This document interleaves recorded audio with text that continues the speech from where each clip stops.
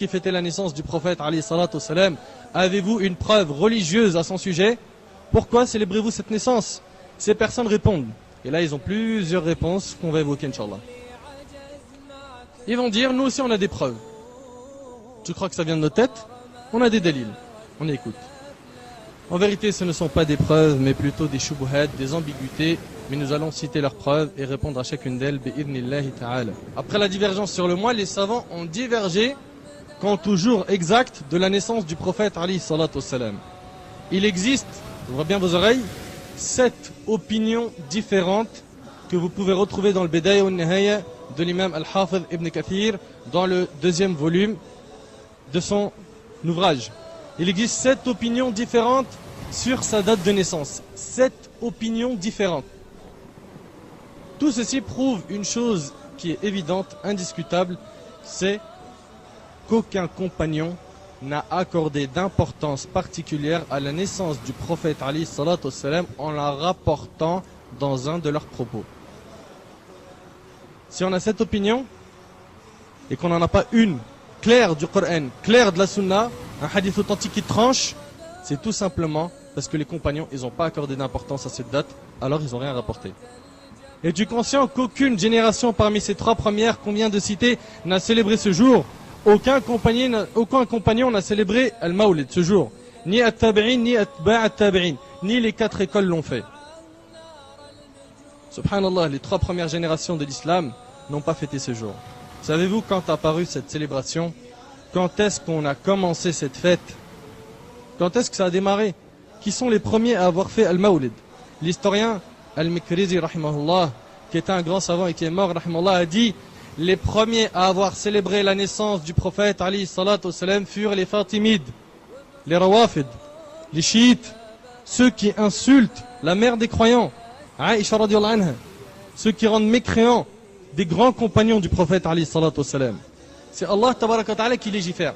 C'est Allah azza wa jal qui décide de communiquer à ses prophètes s'il y a lieu d'avoir une fête en ce jour ou non. Et nous, en islam, nous avons que 3 fêtes. Et 2 fêtes dans l'année qui sont Eid al-Fitr, Eid al-Adha, une qui est attachée à Ramadan, une qui est attachée au pèlerinage, et une fête hebdomadaire qui est Al-Jumu'ah, le vendredi. 3 fêtes. En dehors de ces 3 fêtes, ni Saint-Valentin, ni Isra au Mi'raj, ni la fête des mères. Et d'ailleurs, tout ça, ça n'appelle pas vraiment à des vraies fêtes. Une personne qui aime sa mère un seul jour dans l'année, ou un seul jour dans l'année, il lui dit: maman, bonne fête. T'es où toute l'année? C'est de l'ingratitude. Cette fête, c'est une ingratitude envers les mères. Car nous, en islam, la maman, elle a 365 jours de fête. Pareil pour le père, pareil pour l'épouse. On n'attend pas la Saint-Valentin pour une rose. Donc comprenez-le bien, que même le Nabi alayhi salatu wassalam, on ne lui arrête pas un jour, on le bloque, on le spécifie, on dit Al-Mawlid.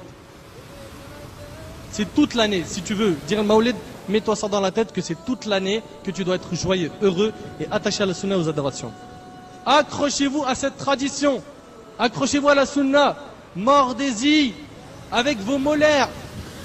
Accroche-toi à la sunna et mords la sunna avec tes molaires. Et méfiez-vous des nouveautés, car toute innovation est un égarement. Méfiez-vous des nouveautés. Méfiez-vous des fêtes. Méfiez-vous des adorations. Méfiez-vous du dhikr. Méfiez-vous des prières. Tout ce qui est, à tes yeux, un peu bizarre, ou tout simplement tout ce qui fait partie du dîn, demande des preuves. Dès que tu entends quelque chose qui fait partie de la religion, demande des preuves. Apportez vos preuves si vous êtes véridique. Allah tabaraka wa ta'ala dit dans Sourate Al-An'am, Sourate 6, verset 116, et si tu obéis à la majorité de ceux qui sont sur la terre, ils t'égareront du sentier d'Allah. Si tu obéis à la masse, si ce que tu suis c'est la masse, parce que la télé, le net, la radio et autres t'appellent à suivre cette chose, ils t'égareront du sentier d'Allah. Nos sources ne sont pas les gens, et vous le savez tous et toutes, que les sources sont Al-Qur'an wa Sunnah. Rappelez-vous mes frères et sœurs qu'aucun compagnon n'a célébré le Mawlid, alors qu'ils aimaient le prophète alayhi salatu wassalam plus que nous. Et est-ce que vous pensez qu'ils n'étaient pas capables de célébrer cette nuit, de faire des gâteaux? Bien sûr que si, ils pouvaient. Hélas, beaucoup de ceux qui célèbrent le Mawlid ne se rappellent du prophète alayhi salatu wassalam que le 12 du mois de Rabi' al-Awwal, et tout le reste de l'année, ils sont dans Ahwal. Tu le vois, hein, le père de famille par exemple, il est là toute la semaine ou toute l'année dans le café en train d'exploser la chicha. il joue aux échecs. Et le jour du Maoulid, il dit Maoulid, mon frère, j'aime le prophète, alayhi salatu wassalam. Tu veux vraiment prouver ton amour pour le prophète, alayhi salatu wassalam, suis sa sunna, essaye de lui ressembler dans son comportement et dans toutes les choses. Donc, ceux d'aujourd'hui qui fêtent le Maoulid, qu'ils sachent que c'est une innovation qui n'a pas sa place dans la religion. C'est une innovation qui n'a pas sa place dans la religion. Assalamu alaikum wa rahmatullah. Alors nous sommes le mois de Rabi' al-Awwal, le mois où est né le prophète Mohammed alayhi salatu wassalam. Mois Rabi' al-Awwal du calendrier hégérien. La grande majorité des savants considèrent que le prophète sallallahu alayhi wa sallam est né pendant ce mois-là. Et ici les savants sont sûrs bien sûr d'après les textes authentiques que le prophète est né un lundi. Mais par contre ils divergent concernant la date exacte. Est-ce qu'il est né le 12 ou le 18 ou une autre date? Hikmatullah, sagesse d'Allah subhanahu wa ta'ala. Alors beaucoup demandent est-ce qu'on peut fêter l'anniversaire du prophète alayhi afdalus salatu wa taslim, sachant que nous sommes dans le mois où le prophète est né. La première des choses, il faut savoir que si on a bien compris que vouloir fêter la naissance du prophète alayhi salatu wa sallam, ou plutôt dire commémorer la naissance du prophète alayhi salatu wa sallam, ne doit pas être considéré comme étant une fête qui a le même degré, qui aurait été légiférée comme les deux fêtes qui sont Eid al-Adha, la fête du sacrifice, et Eid al-Fitr, la fête de la rupture du jeûne, qui eux sont deux fêtes qu'ont les musulmans. Je parle des fêtes religieuses. Je ne parle pas des fêtes basées sur une coutume ou une tradition ou une habitude ou un événement particulier qui ne sont pas faites au nom d'une religion, de la religion de l'islam.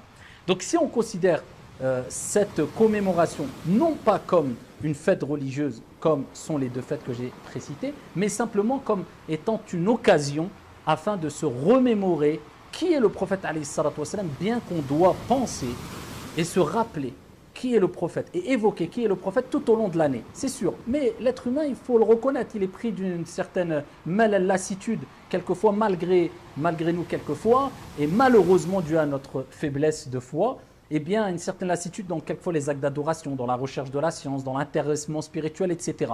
Donc c'est toujours bien d'avoir des moments où on a ce coup de boost parce qu'il y a une occasion qui se présente pour se rappeler encore plus de qui est le prophète, qui sont les prophètes, qui sont les compagnons. Pour ça que hikmatullah, sagesse d'Allah, Allah Azza wa Jalla, il fait qu'une fois dans l'année on a le Ramadan, une fois dans l'année on a le Hajj, une fois dans l'année, même deux fois, on a 2 jours de jeûne recommandés par rapport à des événements liés à ces journées de jeûne.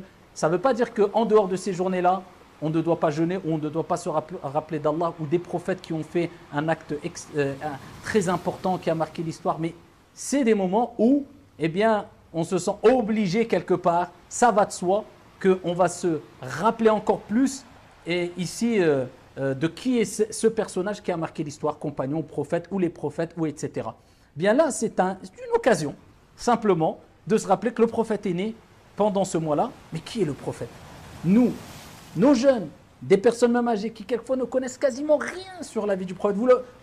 Ne serait-ce que si on peut gagner à travers ce mois, à travers le fait de parler plus du prophète pendant ce mois-là, le fait que les gens apprennent à savoir quel mois est né le prophète alayhi salatu wassalam, qu'est-ce que c'est qu'Amul Fil, l'année de l'éléphant, où est né le prophète alayhi salatu wassalam, alhamdoulilah.